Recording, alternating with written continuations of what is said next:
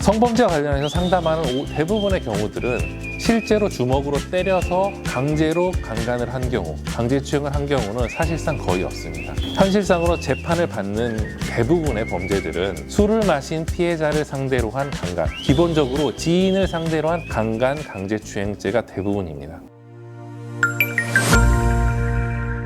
피고인들이 대부분 하는 주장은 뭐냐면 합의에 의한 성관계 혹은 신체적 접촉이 있었다는 주장을 하게 되죠. 이에 대해서 피해자들이 가장 많이 하는 주장은 나는 술에 취해서 의식이 없었다라는 주장입니다. 현실적으로 가장 많은 유형은 피해자가 술을 먹고 정신이 없는 상태에서 이루어진 성관계, 중간간의 형태가 현재 가장 문제가 되고 있습니다. 중간간으로 인해서 고소를 당했을 때 난 어떻게 해야 될 것인가 라는 문제가 있습니다. 중간간으로 해서 고소당했을 때 피고인들의 주장들은 법적으로 유효하지 않은 주장들이 많습니다. 내가 억지로 하지 않았다라는 주장은 피해자가 강력하게 저항하지 않았다는 주장인데, 이 주장은 피해자가 그 당시에 술을 너무 많이 먹어서 저항할 힘이 없었다라고 하면 피고인의 주장 자체는 의미가 없게 됩니다. 중간간에 있어서 죄가 되느냐 안 되느냐는 그때 당시에 피해자가 의식이 있었느냐, 이 내가 성관계를 맺고 있다는 것을 판단할 수 있었느냐, 그 부분을 중심으로 판단을 해야지 내가 억지로 했다, 억지로 하지 않았다는 중요하지 않습니다.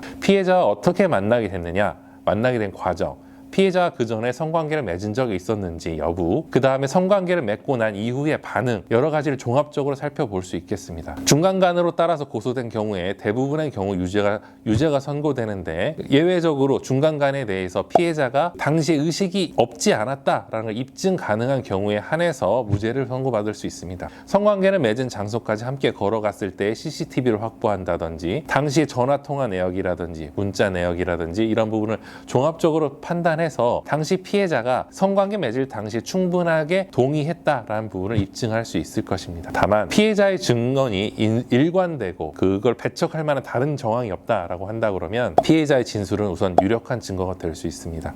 내가 성범죄에 있어서 인정될 수 있다. 그 다음은 합의할 수 있는지, 합의를 어떻게 할 수 있는지 이에 대해서 살펴볼 수도 있겠습니다. 피해자가 피해자에게 합의를 신청을 했을 때 직접적으로 피해자에게 연락을 할 수 없습니다. 피해자가 고소를 했을 당시에는 가해자는 피해자에게 연락을 할 수 없고 접근할 수 있는 것이 양형에도 매우 부적절하게 됩니다. 피해자 국선 변호인을 통해서 합의를 하거나 변호인을 선임하셔서 변호인을 통해서 합의를 진행할 수 있도록 하는 것이 적절한 대응 방안이 될 것 같고, 2차 피해라는 불합리한 양형을 받지 않을 수 있을 것 같습니다. 성범죄에 대해서 피고인이 돼서 확정적으로 유죄 판결을 받는다면 형사처벌을 떠나서 여러 가지 제약을 받을 수가 있습니다. 성범죄자 등록이 될 수 있고, 공무원이 되려는 자는 공무원이 될 수 없게 결격사유에 해당할 수도 있습니다. 성범죄라는 건 멀리 있지 않고 누구나 범할 수 있는 범죄 영역입니다. 적절한 대응을 통해서 적절한 변호인의 조력을 받아서 대응할 수 있도록 알아보시는 게 좋을 것 같습니다.